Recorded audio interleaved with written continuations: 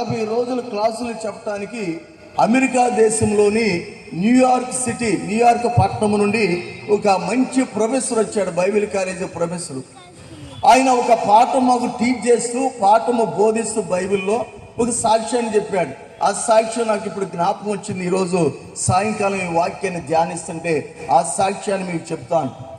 ఒక మంచి సువార్తికుడు, ఎవాంజలిస్టు ఒక రోజున ఒక ఓడ ఎక్కాడు. అమెరికా దేశం నుండి బయలుదేరి ఇంగ్లాండ్ దేశానికి వెళ్తున్నాడు సువార్త పని నిమిత్తమై.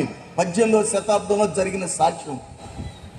ఆయన వెళ్తున్నప్పుడు తన దగ్గర ఉన్నటువంటి డాలర్లు, అమెరికా దేశం డబ్బుని డాలర్లు అంటారు, ఇంగ్లాండ్ దేశం ఇక డబ్బుల్ని పౌండ్స్ అంటారు. ఆ డబ్బులతో టికెట్ కొనుక్కున్నాడు. ఇక తన దగ్గర డబ్బులు లేవు. కానీ తాను అమెరికా దేశం నుండి బయలుదేరి ఇంగ్లాండ్ దేశంలో లండన్ పట్టణానికి వెళ్ళి అక్కడ ఒక 6 నెలల పాటు దేవుని పని చేయాలి, దేవుని మాటలు ప్రకటించాలని ఆశ కలిగి బై ఫెయిత్, విశ్వాసంతో తన ప్రయాణాన్ని కొనసాగించడానికి తన దగ్గర ఉన్న డబ్బులతో టికెట్ కొనుక్కున్నాడు. ఆ నావ అంటే ఆ ఓడను ఎక్కాడు. ఆ ఓడ ఎక్కి ఓడలో తను కేటాయించిన సీట్లో కూర్చున్నాడు. ప్రతిరోజు ఉదయకాలం ముందు ఓడ అంటే పెద్దది కాబట్టి మరి ఉదయం టిఫిన్ వస్తుంది, మధ్యాహ్నం భోజనం వస్తుంది, సాయంకాలం భోజనం వస్తుంది. అందరూ కూడా తీసుకుంటున్నారు. ఆ సర్వ్ చేసేటువంటి వాళ్ళు వస్తుంటే తింటున్నారు. కానీ ఈ వ్యక్తి దగ్గరికి వచ్చినప్పుడు ఈ వ్యక్తి అంటున్నాడు కదా, నాకు వద్దు అని ఇట్లా ఇంగ్లీష్లో మాట్లాడుతున్నాడు, చేయి చూపిస్తున్నాడు. ఆ సర్వ్ చేసేటువంటి వారు ఈ వ్యక్తి ఒకలా ఉపవాసం ఉన్నాడేమో అని వారు ఇవ్వకుండా ప్లేట్ తీసుకెళ్ళిపోతున్నారు. ఈ విధంగా 5 రోజులు అయిపోయింది. ఉదయం టిఫిన్ చేయట్లేదు, మధ్యాహ్నం భోజనం చేయట్లేదు, సాయంకాలం రాత్రిపూట తినట్లేదు, అట్లానే కూర్చున్నాడు.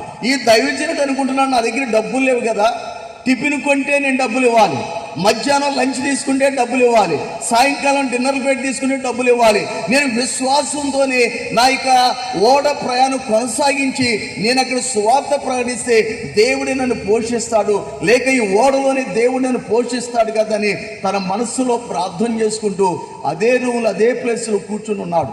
ఒక 5 రోజులు చూశాడు. ఈ వడ్డించేటువంటి సర్వరు చూసి 6వ రోజు ఉదయకాలం ముందు వచ్చి కోపంగా ఈ సువార్తికుని అడిగాడు, అసలు నువ్వు టికెట్ కొని ఓడ ఎక్కేవా, టికెట్ కొనలేదా అన్నాడు. అయ్యా నేను టికెట్ కొన్నాను, నేను ఒక సేవకుడిని, అంటే ఎవాంజలిస్ట్ని, ఒక సువార్తికుడిని, అమెరికా దేశంలో మంచి బిలీవర్ని, నేను ఇక్కడ నుండి బయలుదేరి ఇంగ్లాండ్ దేశం లండన్ పట్టణానికి వెళ్తున్నాను దేవుని పని నిమిత్తం, ఇదిగో నా టికెట్ అని టికెట్ చూపించాడు.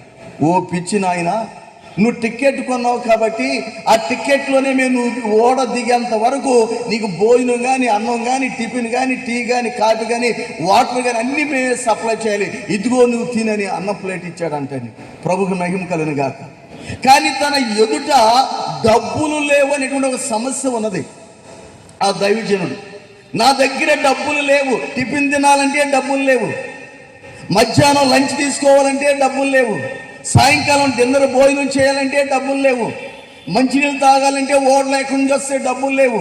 ఇలాంటి పరిస్థితిలో నేను ఉన్నాను కాబట్టి నా కడుపుని ఖాళీగా చేసుకుని నా దగ్గర డబ్బులు లేవు కాబట్టి నేను పస్సు ఉంటే బాగుంటుందని తను ఒక నిర్ణయానికి వచ్చి ఆ సమస్యను ఎదుర్కోవటానికి, ఆ సమస్యను అధిగమించడానికి, ఆ సమస్యను జయించడానికి తన మనస్సులోనే దేవునితో మాట్లాడటం ప్రారంభించాడు, దేవునితో సంభాషించడం ప్రారంభించాడు, దేవునితో ముచ్చరించడం ప్రారంభించాడు.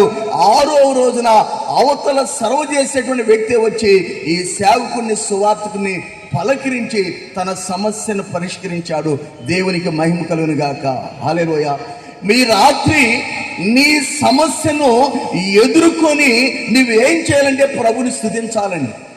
నీ సమస్యను అధిగమించి, నీ సమస్యని జయించి, నీ సమస్య మీద నువ్వు జయాన్ని పొందుకుని ప్రభుని స్తుతించాలి. బైబిల్ చెప్తుంది 9వ కీర్తన 1వ వాక్యం, 9వ కీర్తన 1వ వాక్యం, నా పూర్ణ హృదయముతో, నా పూర్ణ ఆత్మతో, నా పూర్ణ మనసుతో నేను యెహోవాను స్తుతించెదను.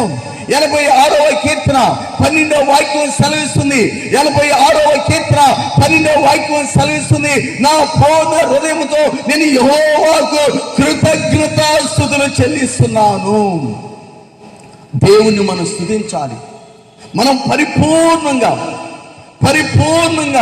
హృదయ అంతరంగములో నుండి దేవుని యొక్క పరిశుద్ధ నామాన్ని స్తుతించాలి, దేవుని పరిశుద్ధ నామాన్ని కీర్తించాలి, దేవుని పరిశుద్ధ నామాన్ని కొనియాడాలి. ఈ 2026 సంవత్సరం 7 నెలల ప్రభు నిన్ను కాపాడి, నిన్ను నడిపించి, బ్రతికించి, నిన్ను పోషిస్తూ, నిన్ను నడిపిస్తూ వచ్చిన దేవుణ్ణి నువ్వు స్తుతించాలి. మనసారా ప్రభుని స్తుతించాలి. పూర్ణ హృదయంతో ప్రభుని స్తుతించే వ్యక్తిగా ఉండాలని బైబిల్ చెప్తుంది. మన వర్తమానం ఈ రాత్రి దైవజనుడైన మోషే ఎదుట 2 సమస్యలు కనిపిస్తున్నవి.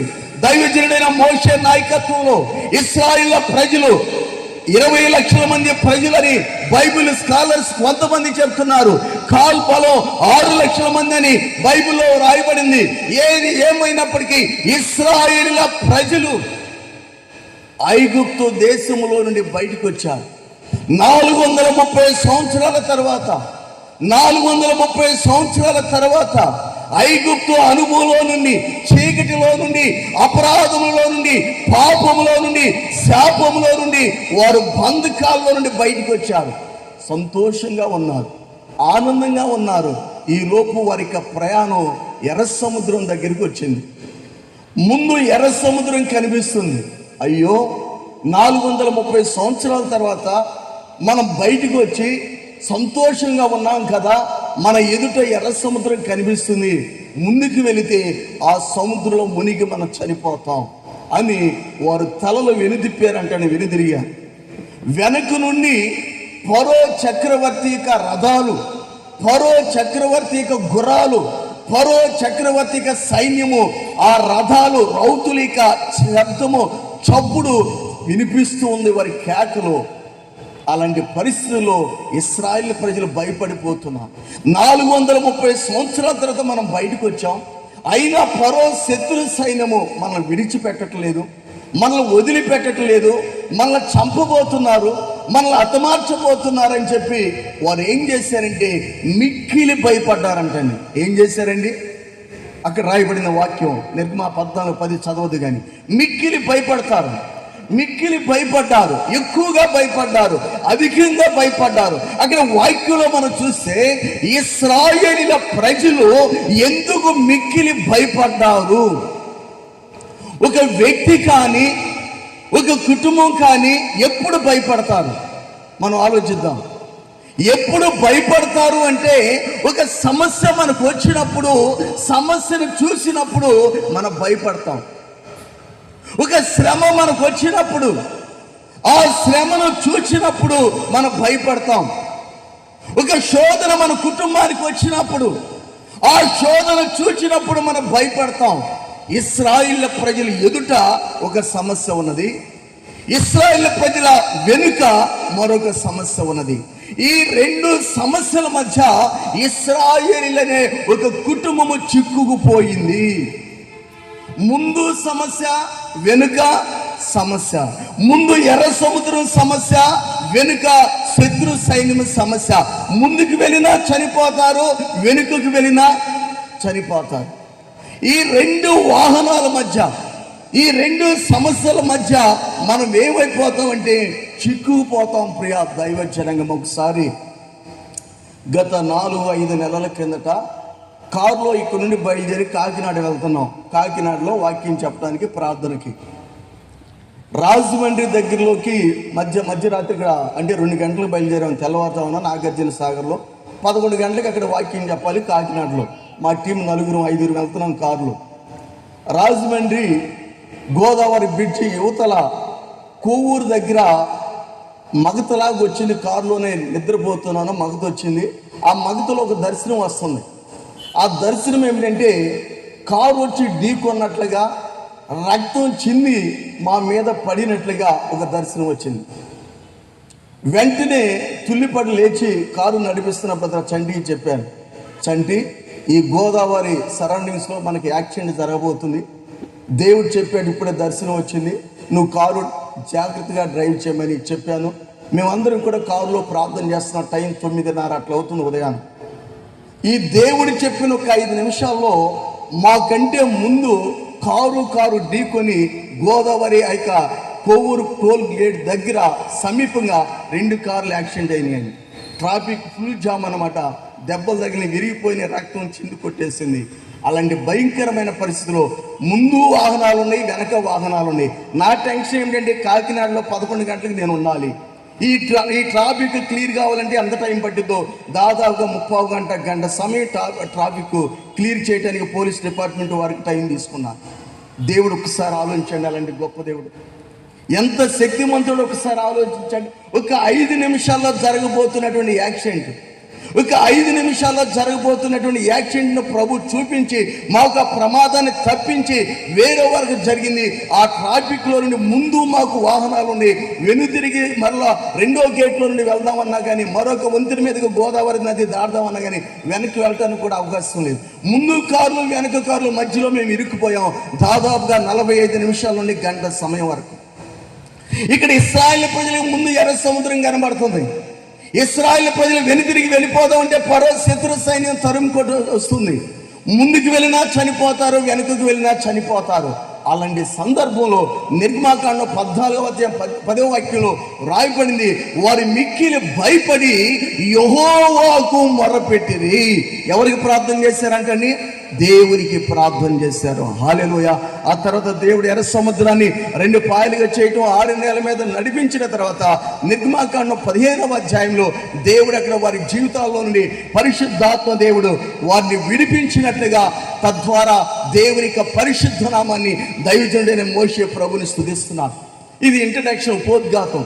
ఈ వర్తమానంలో నుండి రాత్రి పరిశుద్ధాత్మ దేవుడు ఒక 4 శ్రేష్టమైన లక్షణాలు మనం ధ్యానించుకున్నాం. ఒక 4 శ్రేష్టమైన అనుభవాలను ప్రభు మన ఎదుట ఉంచబోతున్నాడు. ప్రభుకి మహిమ కలుగును గాక. హల్లెలూయా. మొదటి పాయింట్, మొదటి మాట, నిర్గమాకాండం 14వ అధ్యాయము 15వ వాక్యాన్ని చదువుదాం. అంతలో యెహోవా మోషేతో, నీవెలా నాకు మొర్రపెట్టుచున్నావు, సాగిపోవుడి అని ఇశ్రాయేలీలతో చెప్పుము. హల్లెలూయా. అంతలో యెహోవా మోషేతో అంటున్నాడు, మోషే నీవెలా నాకు మొర్రపెట్టుచున్నావు? Question mark. మీరు సాగిపోండని ఇశ్రాయేల్ ప్రజలతో చెప్పుము. మొదటి పాయింట్ వర్తమానంలో దేవుడు నీతో మాట్లాడుట. ఫస్ట్ పాయింట్, దేవుడు నీతో మాట్లాడుట. మన దేవునికి ఉన్నటువంటి పేరు మాట్లాడేటువంటి దేవుడు. ఏ దేవుడు అంటండి? మాట్లాడేటువంటి దేవుడు. ఇప్పుడు ఇశ్రాయేలు ప్రజలు మిక్కిలి భయపడి ఎర్ర సముద్రం దగ్గర వారు బాధపడి దేవునికి ప్రార్థన చేస్తున్నారు. రెండవదిగా మోషే మీద గొనుక్కుంటున్నారు. ఐగుప్తు దేశంలో సమాధులు లేవని, ఈ ఎర్ర సముద్రంలో చంపటానికి ఐగుప్తు దేశంలో నుండి మమ్మల్ని తీసుకుని వచ్చేవా మోషే? మేము ఫరో రాజు చేతి క్రింద బానిసలంగా జీవించేవారమే, మేము దానికి ఇష్టపడ్డావు, నువ్వెందుకు మమ్మల్ని తీసుకుని వచ్చావు? ఈ అరణ్యములో, ఈ ఎడారి ప్రాంతంలో, ఎర్ర సముద్రంలో మమ్మల్ని చంపటానికని సేవకుడి మీద, దైవజనుడి మీద గొనుక్కుంటున్నారు, సనుక్కుంటున్నారు. అలాంటి పరిస్థితుల్లో దైవజనుడైన మోషే 3 మాటల ద్వారా ఇశ్రాయేలు ప్రజల్ని ధైర్యపరుస్తాడు. 3 మాటల ద్వారా ఇశ్రాయేలు ప్రజల్ని ధైర్యపరుస్తాడు. 3 మాటలు ఏమిటంటే, నిర్గమాకాండం 14వ అధ్యాయం 13వ వాక్యం. అందుకు మోషే, భయపడకుడి, యెహోవా మీకు నేడు కలుగు చేయు రక్షణను మీరు ఓరక నిలుచుండి చూడుడి. మొదటి మాట ఇది. భయపడవద్దు, దేవుడు మీకు కలుగు చేసేటువంటి రక్షణను మీరు ఓరక నిలుచుండి చూడండి. రెండో మాట, మీరు నేను చూచిన ఐగుప్తులను ఇక మీదట మరి ఎన్నడనో చూడరు. 3, యెహోవా మీ పక్షంగా యుద్ధం చేయబోతున్నాడు. హల్లెలూయా. ఎవరైనా సమస్యలో ఉన్నారనుకోండి, ఎవరైనా బాధల్లో ఉన్నారనుకోండి, మనం ఏం చేస్తామండి? స్నేహితులుగా, శ్రేయభిలాషులుగా ఆ వ్యక్తి దగ్గరికి వెళ్ళి ఆ వ్యక్తిని ధైర్యపరుస్తాం, బలపరుస్తాం. ఆ వ్యక్తిని ధైర్యపరుస్తూ కొన్ని మాటల్ని, ఎంకరేజ్మెంట్ వర్డ్స్ని, ప్రోత్సాహకరమైనటువంటి మాటలు మనం చెప్తాం. ఇప్పుడు ఈ భయపడుతున్నటువంటి వ్యక్తుల దగ్గరికి దైవజనుడైన మోషే వచ్చి మొదటి మాట ఏం చెప్తున్నాడు? మొదటి మాట, మీరు మౌనంగా ఉండండి, దేవుడు మీకు కలుగు చేసేటువంటి రక్షణను చూడండి అన్నాడు. 2, నేడు మీరు ఐగుప్తులను చూస్తున్నారు, ఈ ఐగుప్తులు ఈ రోజే మీకు కనిపిస్తున్నారు శత్రువులు, ఇక అన్నిటికీ కూడా మీకు వారు కనపడరు. 3, మీ పక్షంగా దేవుడు యుద్ధం చేయబోతున్నారు. ఇశ్రాయేలీయులారా, మీరు నా మీద కొనుక్కోవద్దు, ఇశ్రాయేలీయులారా నా మీద సనుక్కోవద్దు. దేవుడే 430 సంవత్సరాల తర్వాత ఐగుప్తులో నుండి మిమ్మల్ని బయటికి తీసుకురామంటే ఒక దేవుని సేవకుడుగా నేను నడిపించాను, నేను, నా అన్న అహరోను, నా చెల్లెలు మిరియాము, ముగ్గురు. కానీ ఇప్పుడైతే దేవుడు అంటున్నాడు, మీ పక్షంగా దేవుడు యుద్ధం చేయబోతున్నాడని వారిని ధైర్యపరిచాడు. ధైర్యపరిచిన తర్వాత వెంటనే దేవుడు మాట్లాడుతున్నాడు 15వ వాక్యంలో. అంతలో యెహోవా మోషేతో ఏమంటున్నాడంటే, నీవెలా నాకు మొరపెడుచున్నావు, సాగిపోవుడని ఇశ్రాయేలుతో చెప్పుము. నీవు నీ కర్రను ఎత్తి ఎర్ర సముద్రము వైపు నీ చెయ్యి చాపి దాన్ని పాయలుగా చేయము. అప్పుడు ఇశ్రాయేలీయులు సముద్రపు మధ్యను 6 నేల మీద నడిచిపోవుదురు. గట్టిగా స్తోత్రాలు చెప్దాం. హల్లెలూయా. ఈ మాటలు 15వ వాక్యం 16వ వాక్యంలో దేవుడు మోషేతో మాట్లాడుతున్నాడు. దేవుడు నీతో మాట్లాడట ఫస్ట్ పాయింట్, మొదటి మాట ఈ వర్తమానంలో దేవుడు మోషేతో మాట్లాడాడు. మోషే, నువ్వెందుకు నాకు ఇంకా ప్రార్థన చేస్తున్నావు, ఇంకా ఎందుకు నాకు మొరపెడుతున్నావు? నేను నీకు ఒక కర్రను ఇచ్చాను, నీ చేతిలో ఒక కర్ర ఉన్నది, దేవుని కర్ర నీ చేతిలో ఉన్నది. ఆ కర్రను ఏం చేస్తావంటే ఎత్తి ఎర్ర సముద్రం వైపు నువ్వు చాపు. ఆ కర్రను ఎత్తి ఎర్ర సముద్రం వైపు చాపు. ఎర్ర సముద్రము 2 పాయలు అయిపోతుంది. 6 నేల మీద ఇశ్రాయేలు ప్రజలు దాటి అవతలకు వెళ్ళిపోతారు. కర్ర అనగా అధికారమునకు సాదృశ్యం, అథారిటీ. దేవుడు నీకు ఇచ్చిన అధికారం, దేవుడు మనకిచ్చినటువంటి అధికారానికి సాదృశ్యం ప్రియ దైవ జనగమ కర్ర. దేవుడు నీకు ఒక అధికారాన్ని ఇస్తున్నాడు. ఎప్పుడు ప్రభు మనకు అధికారాన్ని ఇచ్చాడు? యోహాను సువార్త 1వ అధ్యాయం 12వ వాక్యంలో రాయబడింది, తనని అందరూ అంగీకరించిరో వారందరికీ, అనగా తన నామమునందు విశ్వాసం ఉంచిన వారికి దేవుని పిల్లలయ్యే అధికారాన్ని ప్రభు అనుగ్రహించాడు. గట్టిగా దేవుని స్తోత్రాలు చూద్దాం. హల్లెలూయా. దేవుని పిల్లలయ్యే అధికారం. మనం ఎవరు అంటండి?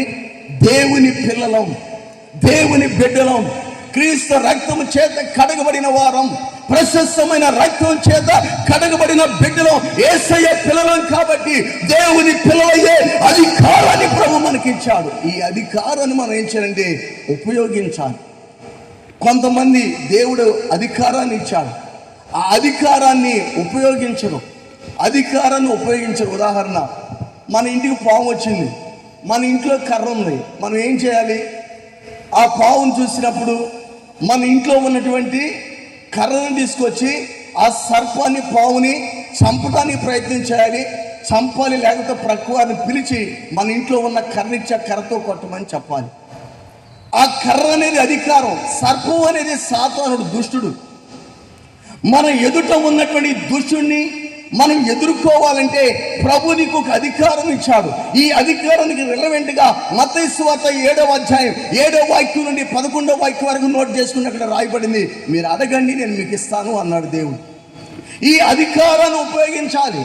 దైవజనుడైన మోషే అధికారాన్ని ఉపయోగించాడంటే మన దేవుడు మొదటి పాయింట్, దేవుడు నీతో మాట్లాడుట. ఎప్పుడు దేవుడు మనతో మాట్లాడతాడు? మన సమస్యలలో ఉన్నప్పుడు, సమస్యల చేత బాధపడుతున్నప్పుడు, సమస్యలలో కృంగిపోతున్నప్పుడు, నిరాశలో ఉన్నప్పుడు, నిరుత్సాహానికి లోనవుతున్నప్పుడు పరిశుద్ధాత్మ దేవుడు మనతో మాట్లాడతాడు. ప్రియ దైవజనగమా, దేవుడు నీతో మాట్లాడతాడు. జక్కయ్యతో మాట్లాడుతున్నాడు. జక్కయ్య, నువ్వు త్వరగా మేడి చెట్టు దిగిరా, నేడు నేను నీ ఇంట ఉండవలసి ఉన్నది. పక్షవాయు కలిగిన వ్యక్తితో మాట్లాడుతున్నాడు, నా కుమారుడా నీ పాపాలు క్షమించబడింది. యోహాను సువార్త 2లో మాట్లాడుతున్నాడు, గలిలయ దేశంలో కానా వివాహానికి వచ్చి తన తల్లితో, మరియమ్మ తల్లితో, అమ్మ నాతో నీకేం పని, ఇంకా నా సమయము రాలేదు. ఆయన మాట్లాడేటువంటి దేవుడు. కాబట్టి దేవుడు నీతో మాట్లాడుట, నీ సమస్య తొలగిపోవడానికి, నీ సమస్యలో నుండి విడిపించడానికి, నీ శోధంలో నుంచి విడుదల దయచేయడానికి, నీ అప్పుల సమస్యలో నుండి బయటికి తీసుకురావడానికి, అనారోగ్య సమస్యలో నుండి వెలుపలికి తీసుకురావడానికి దేవుడు నీతో మాట్లాడతాడు. ఆ రోజున మోషేతో మాట్లాడిన దేవుడు భూత భవిష్యత్తు వర్తమాన కాలంలో ఒకే రీతిగా ఉన్న దేవుడు, నిన్న నేడు నిరంతరము ఏకరీతిగా ఉన్నటువంటి దేవుడు. ఆయన పేరే మాట్లాడేటువంటి దేవుడు. గిద్యోనుతో మాట్లాడుతున్నాడు. పరాక్రమం గల బలాఢ్యుడైన గిద్యోను, నువ్వు భయపడవద్దు. పరాక్రమం కలిగిన బలాఢ్యుడైన గిద్యోను, ఎందుకు మిథ్యాలను చూసి నువ్వు భయపడుతున్నావు? న్యాయాధిపతుల గ్రంథం 6వ అధ్యాయం.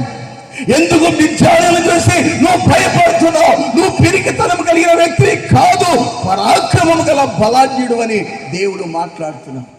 ఈ రాత్రి మొదటి పాయింట్, దేవుడు నీతో మాట్లాడుట. రెండవ పాయింట్ నిర్గమాకాండ 14వ అధ్యాయం. నిర్గమాకాండ 14వ అధ్యాయం 21వ వాక్యం. మోషే సముద్రపు వైపు తన చెయ్యి చాపగా యెహోవా ఆ రాత్రి అంతయు బలమైన తూర్పు గాలి చేత సముద్రమును తొలగించి దానిని ఆరిన నేలగా చేసెను. నీళ్లు విభజింపబడగా ఇశ్రాయేలీయులు సముద్రపు మధ్యను ఆరిన నేల మీద నడిచిపోయిరి. ఆ నీళ్లు వారి కుడి ఎడమ ప్రక్కలను వారికి గోడ వలె ఉన్నెను. హల్లెలూయా. రెండో పాయింట్, దేవుని మాటకు నీవు లోబడుట. దేవుడు నీతో మాట్లాడుట, దేవుని మాటకు నీవు లోబడుట. దేవుని మాటకు నీవు లోబడుట. దేవుడు మనతో మాట్లాడిన తరువాత మనం ఏం చేయాలంటే దేవునికి లోబడాలని, దేవునికి పూర్తిగా సరెండర్ అయిపోవాలి. దేవుడు మోషే దేవన్నాడు. మోషే ఇంకెంతూ ఆల్రెడీ ఇశ్రాయేలు ప్రజలు ప్రార్థన చేస్తారు. 10వ వాక్యంలో మోషే ఇశ్రాయేలుని ధైర్యపరచని 3 శ్రేష్టమైన అనుభవాలు చెప్పాడు. కానీ ఇంకా మోషే ప్రార్థన చేస్తున్నప్పుడు దేవుడు అంటున్నాడు, ఇంకెంతూ నువ్వు మొరపెడుచున్నావు? నీ చేతిలో ఉన్న కర్ర ఎర్ర సముద్రం వైపు ఎత్తి చాపు అన్నాడు. ఇప్పుడు రెండో పాయింట్లో దేవుడు చెప్పిన మాటకు దైవజనుడైన మోషే లోబడి తన చేతిలో ఉన్న కర్ర తీస్తున్నాడండి. తన చేతిలో ఉన్న కర్ర పట్టుకుని ఎర్ర సముద్రం ఇట్లా ఉంటే ఎర్ర సముద్రం వైపు చాపాడు. ఎర్ర సముద్రం 2 పాయలుగా అయిపోయింది. ప్రభువుకి మహిమ కలుగును గాక. హల్లెలూయా. ఈ ఆరిన నేల మీద ఇశ్రాయేలు ప్రజలు నడిచి వెళ్తారు. తర్వాత 14వ అధ్యాయం మొత్తం చదవండి ఖాళీగా ఉన్నప్పుడు ఇంటి దగ్గర. దేవుడు ఒక మాట చెప్పాడు. మోషే క్వశ్చన్ వేయచ్చు, అయ్యా ప్రభువా నా దేవ యెహోవా, అది చూస్తే ఎర్ర సముద్రం, నా చేతిలో చూస్తే కర్ర ఉంది. నీవేమో కర్రనైతే సముద్రం వైపు చాపమంటున్నావు. నేను కర్ర సముద్రం వైపు చాపితే ఆ ఎర్ర సముద్రం ఎట్లా 2 పాయలు అయితే ప్రభు అని తిరిగి దేవుణ్ణి ప్రశ్న వేయవచ్చు, తిరిగి దేవుణ్ణి అడగవచ్చు. కానీ మోషే అడిగాడండి? అడగలేదు. ప్రభు చెప్పిన మాటకు, దేవుడు చెప్పిన మాటకు పరిపూర్ణంగా లోబడ్డాడు, విధేయత చూపించాడు. మన భక్తి జీవితంలో మనం నేర్చుకోవాలి ఈ రాత్రి. మన ఆత్మీయ జీవితంలో మనం నేర్చుకోవాలి ఈ రాత్రి. దేవుని మాటకు లోబడాలి. నా తల్లిదండ్రులకు నేను ఒకే ఒక కుమారుణ్ణి. కష్టపడి చదివించారు నాగార్జున యూనివర్సిటీలో. ఉద్యోగం వచ్చిన తర్వాత దేవుని సన్నిధిలో నాకు అనేకమైన కళల దర్శనాల ద్వారా దేవుడు దర్శిస్తున్నాడు. సేవకు రమ్మని తీర్మానం చేసుకున్నాను. 40 రోజులు ఉపవాసం ఉండి ప్రార్థన చేసి దేవుడు ఏ పని చెప్తే ఆ పని లోబడాలని 40 రోజులు ఉపవాసం ఉన్నాను. ఒక్క మంచినీళ్ళు మాత్రమే త్రాగాను. 40 రోజులు ఉపవాసం ఉన్నప్పుడు 18వ రోజు రాత్రి 1:15 మధ్యరాత్రి దేవుడు నా ప్రార్థన గదిలో మెల్లని స్వరంతో మాట్లాడుతున్నాడు. నా కుమారుడా, నీ పాపములు క్షమింపబడి ఉన్నాను, నువ్వు నన్ను వెంబడించు, నా పరిచర్య చేయమని దేవుడు నాతో మాట్లాడినప్పుడు నేను వెంటనే ప్రార్థన ఆపేసి చూస్తే ఎవరు లేరు. నేను చేస్తున్న గది అలాంటి సమయంలో నేను ఎక్కువగా లుంగినే కడతాను, ప్యాంటు మీద ఉన్నాం. రాత్రిక ఆ లుంగి అంతా కూడా ఆ కన్నీటితో తడిసిపోయింది, ఎవరు లేరు. దేవుడు నాతో మాట్లాడానని గ్రహించాను. మరలా ప్రభుతో మాట్లాడుతున్న, ప్రభువా నువ్వు నాతో మాట్లాడేవని చెప్తే ఎవరు నమ్మరు. ఒక వాక్యం నాకు చూపించు. ఇదిగో దేవుడు ఈ వాక్యం ద్వారా మాట్లాడాడు, నేను ఉద్యోగాన్ని విడిచిపెట్టి నీ సేవకు వచ్చాను, నేను చెప్పుకుంటాను సాక్ష్యం అని మరలా ప్రార్థనలో కూర్చున్నప్పుడు దేవుడు యెషయా గ్రంథం 41వ అధ్యాయం 9-10 వచనాలు కలిసే ఉంటుంది, వాక్యం ద్వారా మాట్లాడాడు. 45 రోజులు అయిపోయినాయి.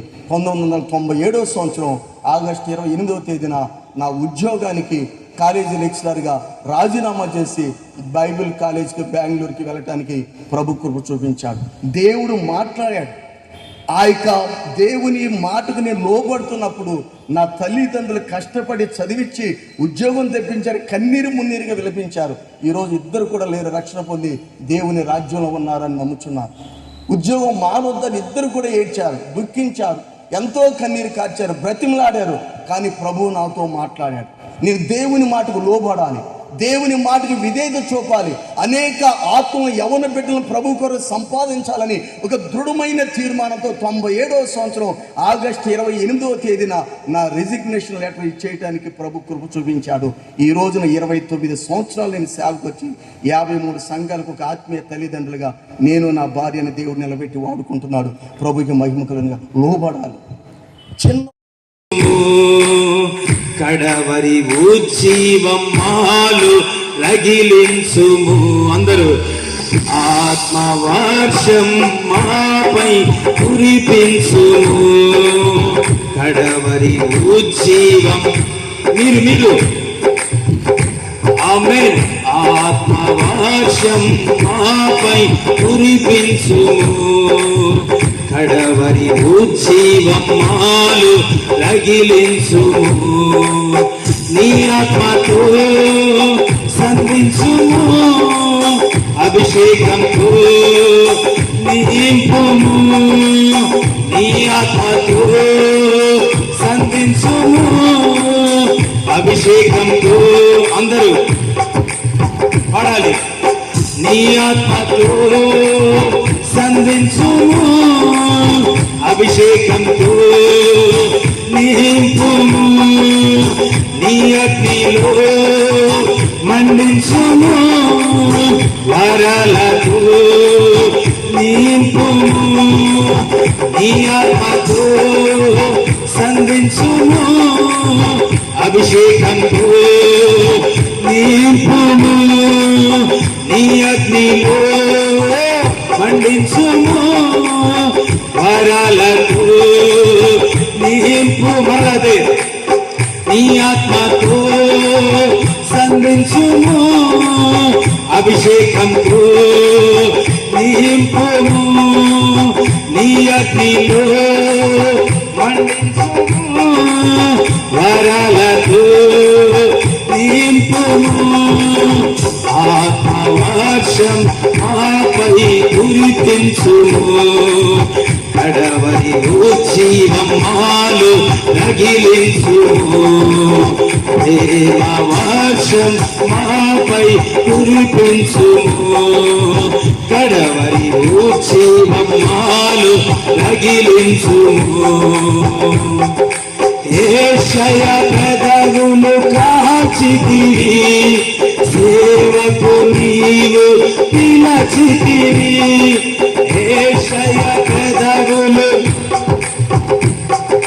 సేవకు నీవు పిలచితివి. సౌలును పౌలుగా మార్చితివి. ఆత్మనేత్రములు తెరచితివి. సౌలును పౌలుగా మార్చితివి. అందరూ మమ్మును వెలిగించుము. మా పెదవులు కాల్చుము. మమ్మును వెలిగించుము.